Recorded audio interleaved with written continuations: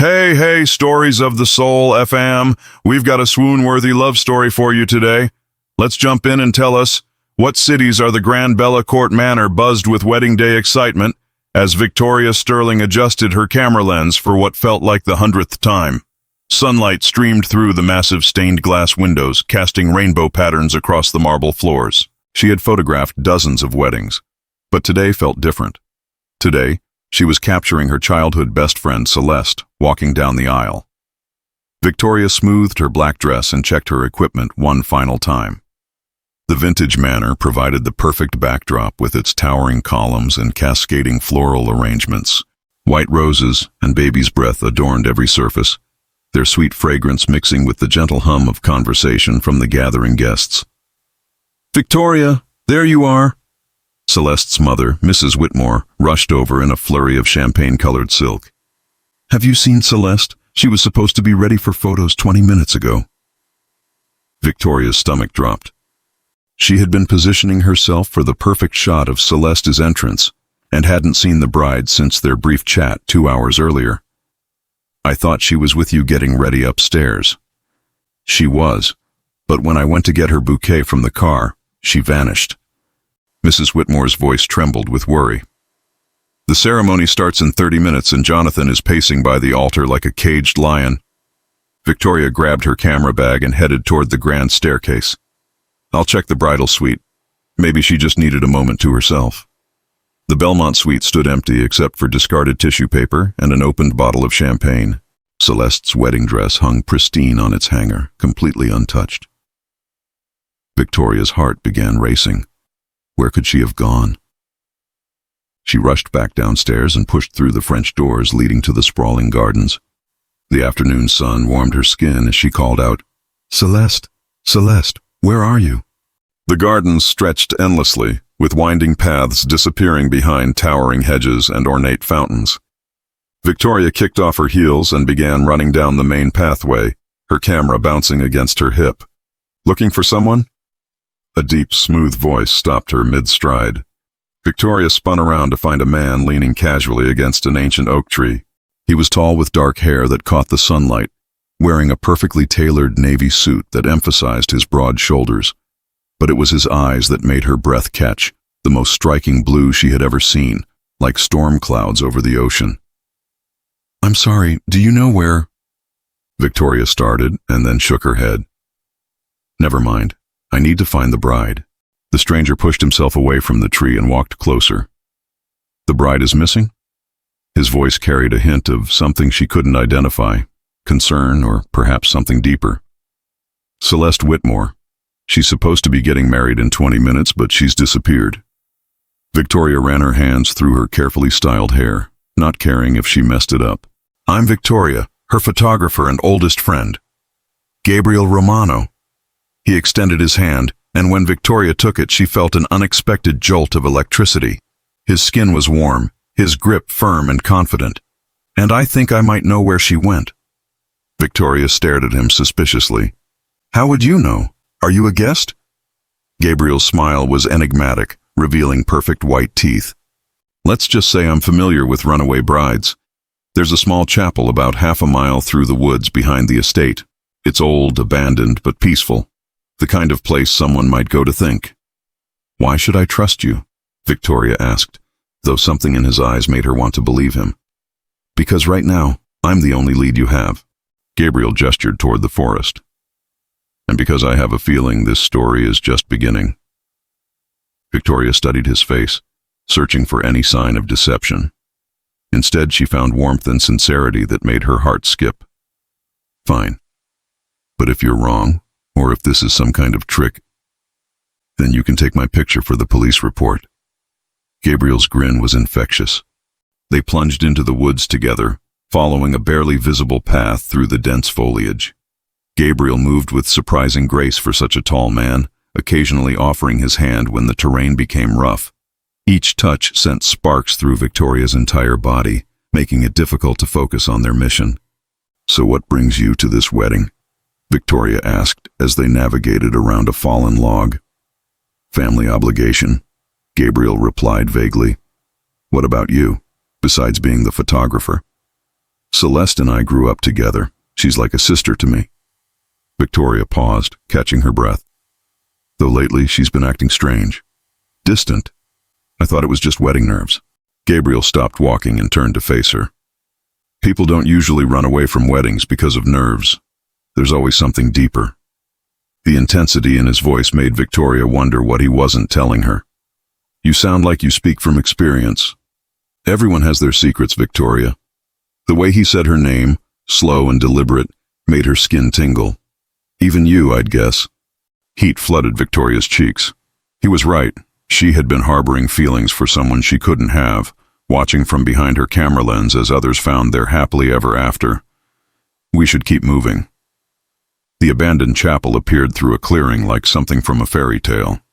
Ivy covered its stone walls, and wildflowers had sprouted between the weathered steps. Celeste sat on the front steps, still wearing her simple sundress, her head buried in her hands. Celeste! Victoria rushed forward and knelt beside her friend. Everyone's looking for you. The ceremony. I can't do it, Vic.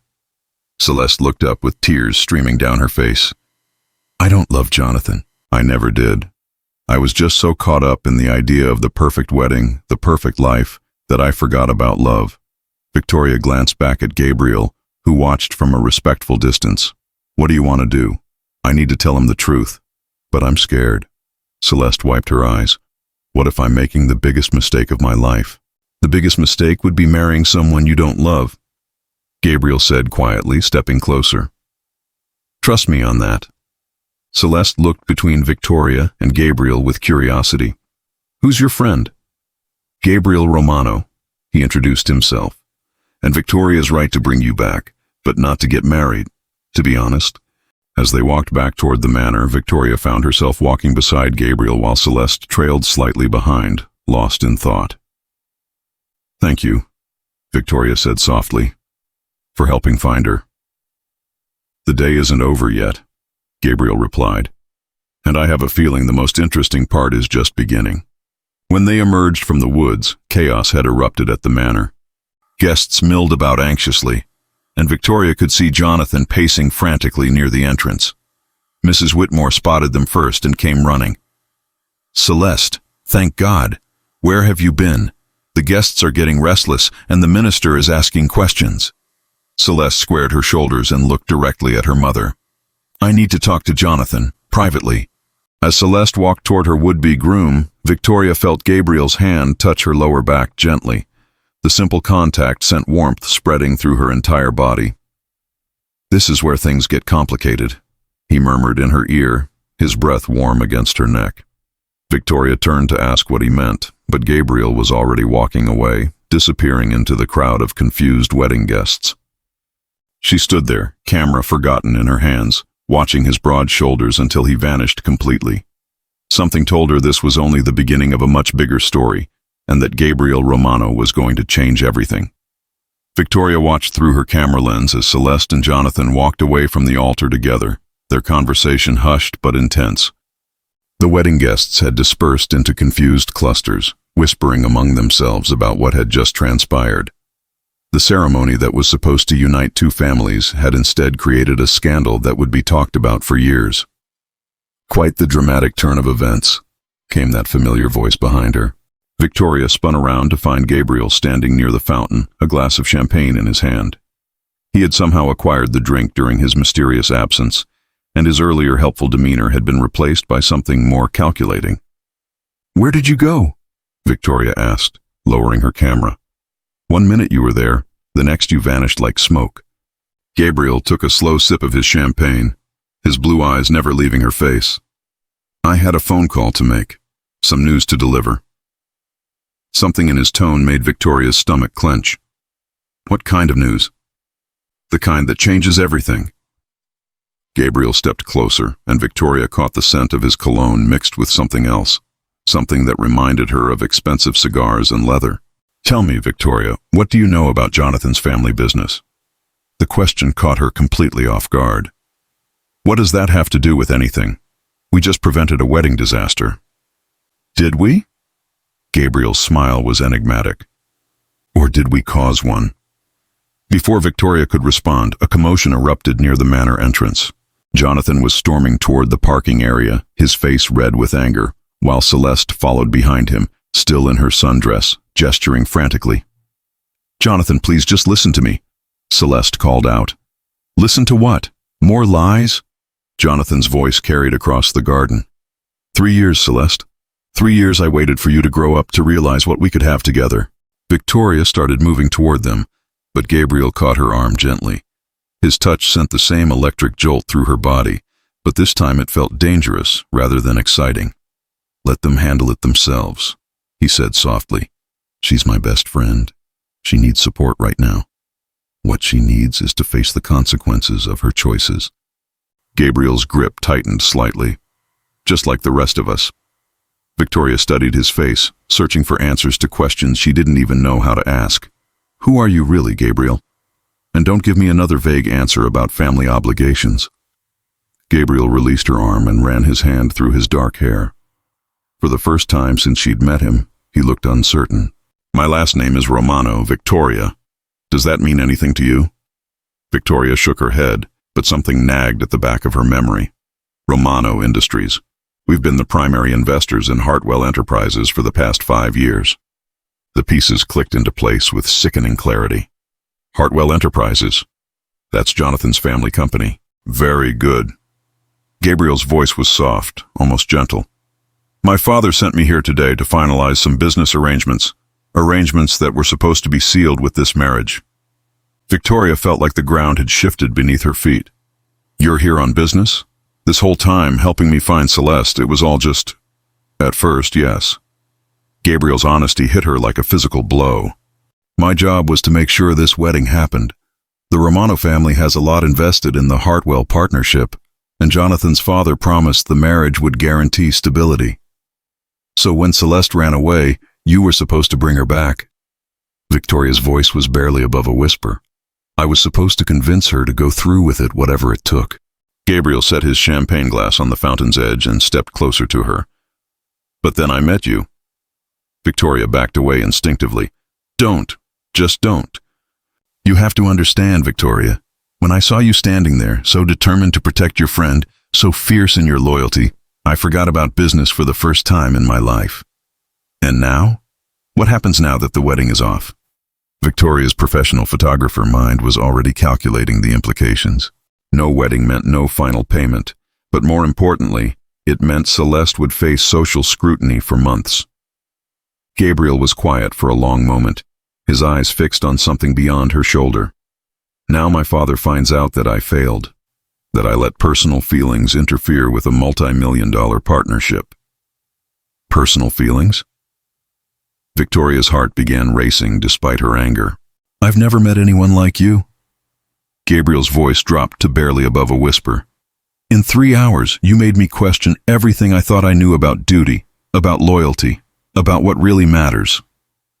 Victoria wanted to believe him, but the betrayal stung too deeply.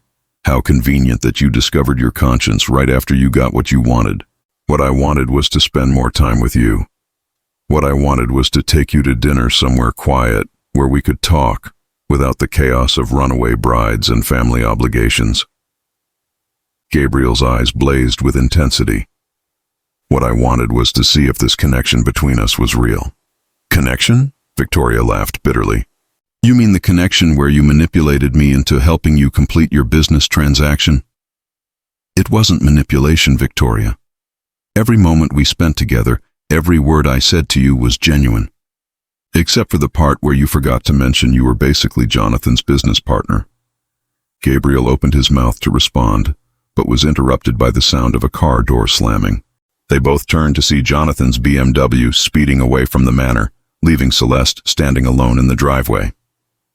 Victoria immediately ran to her friend, leaving Gabriel standing by the fountain. Celeste was crying softly, her shoulders shaking with the magnitude of what had just happened. "He hates me," Celeste whispered when Victoria reached her. "I've ruined everything. His reputation, his family's expectations, our friendship." "You did the right thing," Victoria said firmly, wrapping her arms around Celeste. "Marrying someone you don't love would have ruined both your lives. But now what? Everyone will think I'm some kind of monster who led him on for 3 years. Victoria glanced back at Gabriel, who was watching them with an unreadable expression. People will talk for a while, but they'll forget. What matters is that you were honest. Were you honest? Celeste asked suddenly, following Victoria's gaze to Gabriel. About him, I mean. There's something between you two, isn't there? Victoria felt heat flood her cheeks. Even in her own crisis, Celeste could read her like a book. It's complicated. The best ones always are. Celeste wiped her eyes and straightened her shoulders. But Vic, be careful. That man has secrets written all over his face. As if summoned by their conversation, Gabriel appeared beside them. Celeste, I owe you an apology. Celeste looked between Gabriel and Victoria with growing understanding.